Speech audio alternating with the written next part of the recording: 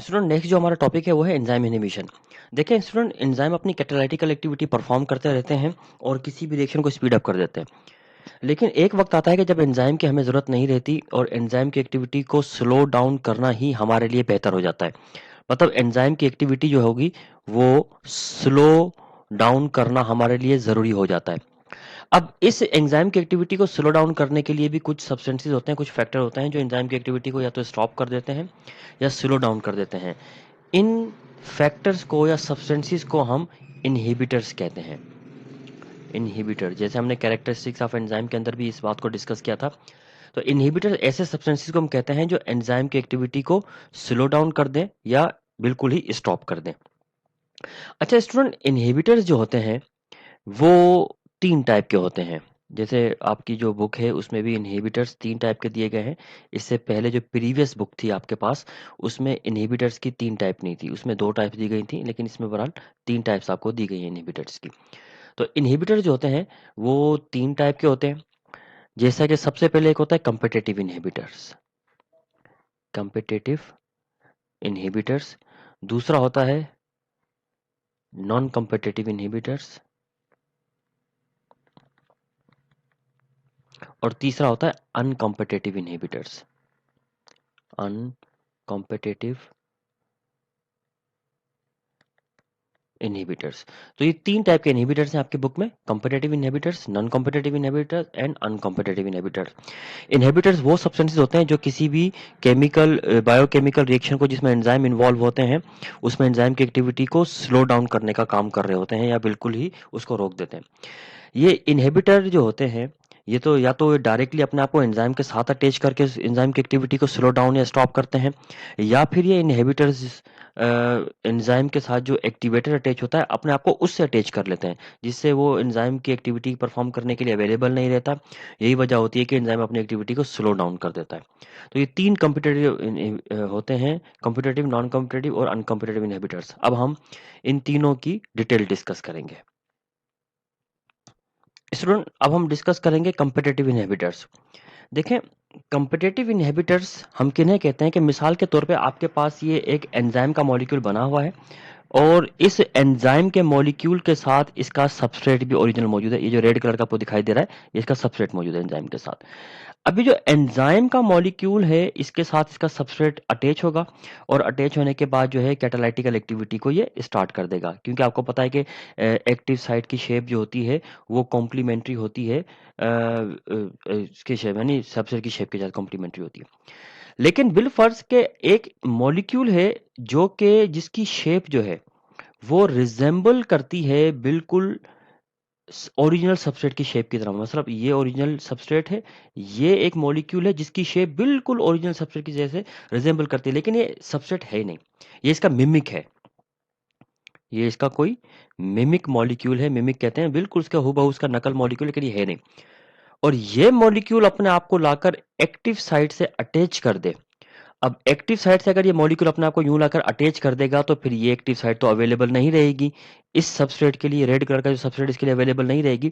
जिसके बाद क्या होगा कि ऑटोमेटिकली ये एंजाइम ब्लॉक हो जाएगा और एंजाइम सबस्ट्रेट का जो एक फिजिकल कांटेक्ट है वो नहीं बन पाएगा, जिससे अल्टीमेटली रिएक्शन स्लो डाउन या स्टॉप हो जाएगा। इस किस्म के इनहिबिटर जो अपने आप को यानी रिएक्शन को रोकने के लिए एंजाइम की एक्टिव साइट को ब्लॉक कर देते हैं, उनको कॉम्पिटिटिव इनहिबिटर्स कहा जाता है। अभी जो कॉम्पिटिटिव इनहिबिटर्स होते हैं ये compete करते हैं सबस्ट्रेट के साथ, और किस चीज के लिए compete करते हैं, ये compete करते हैं एक्टिव साइट के लिए। तो कॉम्पिटिटिव इनहिबिटर वो इनहिबिटर होते हैं जो डायरेक्टली एक्टिव साइट से आकर अपने आप को अटैच करके उस एक्टिव साइट को ही ब्लॉक कर देते हैं, जिसकी वजह से जो सबस्ट्रेट है उसका जो कांटेक्ट है वो नहीं मिल पाता एक्टिव साइट से, जिससे रिएक्शन भी नहीं होता। अच्छा, कॉम्पिटिटिव इनहिबिटर्स में अब दो ऑप्शन होते हैं। मिसाल के तौर पे अगर ये जो कॉम्पिटिटिव इनहिबिटर यहाँ पर आकर अटैच हुआ हुआ है, मिसाल के तौर पे ये जो अटैच हुआ है ये रिवर्सिबल है। रिवर्सिबल का मतलब क्या होगा कि ये यहाँ से डिटेच भी हो सकता है। तो होगा ये कि एक मखसूस टाइम तक ये यहाँ पर अटैच रहेगा और जैसे ही सबस्ट्रेट की कंसंट्रेशन में इजाफा होने लगेगा ये यहाँ से रिमूव हो जाएगा और रिएक्शन दोबारा से रीस्टोर हो जाता है, स्टार्ट हो जाता है। लेकिन अगर मिसाल के तौर पर ये इरिवर्सिबल है, ये इर्रिवर्सिबल है, तो फिर ये परमानेंटली यानी मुस्तकिल तौर पर इसको ब्लॉक कर देगा और आपका एंजाइम जो है ना वो बेकार हो जाएगा। फिर जो है ना ये दोबारा कैटालिटिकल एक्टिविटी परफॉर्म नहीं हो सकेगी और ये चीज़ डेंजरस हो सकती है हमारे लिए। आपकी बुक में एक एग्जांपल दी गई है पेनिसिलिन की। अब वो जो पेनिसिलिन की आपकी बुक में एग्जांपल दी गई है, वो एग्जांपल इसी पर्पस के लिए दी गई है कि मिसाल के तौर पे ये पेनिसिलिन हमारे लिए नहीं, बल्कि बैक्टीरिया के लिए एक कॉम्पिटिटिव इनहिबिटर है और इर्रिवर्सिबल कॉम्पिटिटिव इनहिबिटर होता है। क्योंकि बैक्टीरिया की जो सेल वॉल है उसको बनाने के लिए कुछ एंजाइम्स चाहिए होते हैं और ये सेल वॉल के एंजाइम्स को परमानेंटली ब्लॉक कर देता है पेनिसिलिन। यही वजह होती है कि पेनिसिलिन एक कॉम्पिटिटिव इनहिबिटर कहलाता है बैक्टीरिया के एंजाइम्स के लिए। स्टूडेंट, दूसरे हमारे पास इनहिबिशन की टाइप है नॉन कॉम्पिटिटिव इनहिबिशन। अब ये जो नॉन कॉम्पिटिटिव इनहिबिशन है, यहाँ पर आपके पास अब एक एग्जांपल मौजूद है। इसमें ये एक एंजाइम है, ये आपके पास एक एंजाइम का मॉलिक्यूल है और ये इसका सबस्ट्रेट है और ये है एक इनहिबिटर जो कि इनहिबिशन का काम करेगा। अब बाज़ औक़ात क्या होता है कि कुछ इनहिबिटर ऐसे होते हैं जो अपने आप को एंजाइम की एक्टिव साइट से अटैच नहीं करते, बल्कि एक्टिव साइट के अलावा और बाकी जो भी कोई भी साइट हो वहां से जाके अटैच कर देते हैं, जैसा कि मिसाल के तौर पे यहां पर। अब एंजाइम में एक्टिव साइट के अलावा अगर पे कोई कोई और साइट मौजूद है तो वो भले कोई भी हो वो एलोस्टेरिक साइट कहलाएगी। वो क्या कहलाती है? Allosteric site. एंजाइम में एक होती है एक्टिव साइट, एक होती है एलोस्टेरिक साइट। एलोस का मतलब होता है अवे या दूर। तो एलोस्टेरिक साइट जो है ये वो साइट होती है जो अदर देन एक्टिव साइट होती है। अब भले ये एक हो, दो हो, कितनी भी साइट हो, जो अदर देन एक्टिव साइट होगी वो एलोस्टेरिक साइट कहलाती है। और कुछ सबस्ट्रेट कुछ इनहिबिटर ऐसे होते हैं जो अपने आप को एक्टिव साइट के बजाय एलोस्टेरिक साइट से अटैच कर लेते हैं। मिसाल के तौर पे अगर ये वाला जो सबस्ट्रेट, ये वाला जो इनहिबिटर है वो अपने आप को यहां पर लाकर अटैच कर ले, यानी एलोस्टेरिक साइट से, तो क्या फर्क पड़ेगा? हालांकि आप देख रहे हैं कि एक्टिव साइट तो खाली है, एंजाइम और सबस्ट्रेट के कंबाइन होने के लिए तो आसानी यहाँ पे आकर अटैच हो सकता है। लेकिन जैसे ही ये इनहिबिटर अपने आप को एलोस्टेरिक साइट से लाकर अटैच करता है, तो उसके बाद सबसे बड़ा जो फर्क और चेंज आता है वो ये कि एक्टिव साइट की जो शेप है वो चेंज हो जाती है और वो सबस्ट्रेट की शेप के मुताबिक नहीं रहती। और जैसे ही एक्टिव साइट की शेप चेंज हो जाती है वो उसमें फिट नहीं हो पाता और आगे का प्रोसेस अल्टीमेटली रुक जाता है। इस किस्म के इनहिबिटर जो कि एंजाइम की एक्टिव साइट को ब्लॉक करने के बजाय उसकी एलोस्टेरिक साइट को ब्लॉक करें, जिसके रिजल्ट में एक्टिव साइट की शेप चेंज हो जाए और रिएक्शन स्टॉप हो जाए, इस किस्म के इनहिबिटर को नॉन कॉम्पिटिटिव इनहिबिटर कहते हैं और इस प्रोसेस को नॉन कॉम्पिटिटिव इनहिबिशन कहा जाता है।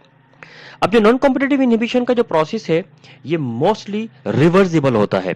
रिवर्सिबल का मतलब कैसे कि ये प्रोसेस होता कब है? ये प्रोसेस उस वक्त होता है जब सबस्ट्रेट की कंसंट्रेशन स्लोली ग्रेजुअली कम होने लग जाए।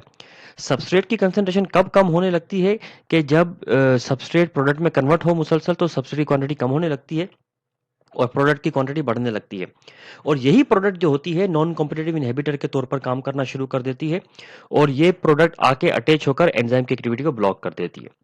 लेकिन जैसे जैसे वक्त गुजरता रहता है ये सबस्ट्रेट की जो क्वांटिटी है वो बढ़ने लगती है और सबस्ट्रेट की क्वांटिटी बढ़ने की वजह से सबस्ट्रेट के मॉलिक्यूल पुश करके ये जो नॉन कॉम्पिटिटिव इनहिबिटर होता है इसको पुश करके यहाँ से रिमूव कर देते हैं और एक मर्तबा फिर सिचुएशन ऐसी हो जाती है कि मतलब नॉन कॉम्पिटिटिव इनहिबिटर दोबारा हट जाता है और एक्टिव साइट की जो शेप होती है वो फिर से पहले की तरह हो जाती है और जैसी शेप उसकी ठीक होती है सबस्ट्रेट आकर अपने आप को अटैच करना शुरू कर देते हैं इस एक्टिव साइट से और जैसे एक्टिव साइट अटैच करेंगे एक मरतबा फिर कैटालाइटिकल एक्टिविटी स्टार्ट हो जाती है।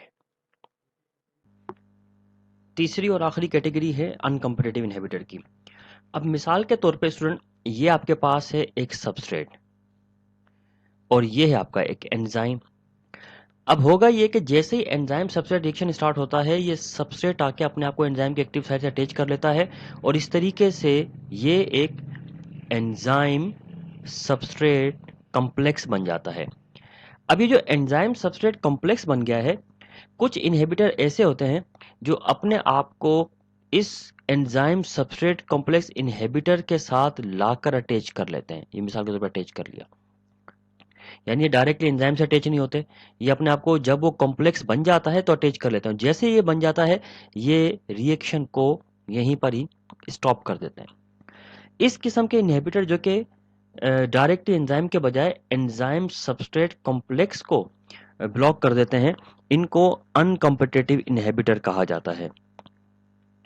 अभी जो अनकम्पिटिटिव इनहिबिटर होता है ये आम तौर पर उस वक्त उन रिएक्शंस को स्टॉप करता है जब सबस्ट्रेट जो होता है, मतलब जो एंजाइम के एक्टिव साइड पे अटैच होने वाले मॉलिक्यूल होते हैं, दो या दो से ज्यादा होते हैं। यानी when two or more than two substrates are available, two और more than टू सबस्ट्रेट्स जो होते हैं एक एंजाइम के लिए होते हैं, तो उस किस्म के प्रोसेस में ये अनकम्पिटिटिव इनहिबिशन का प्रोसेस होता है।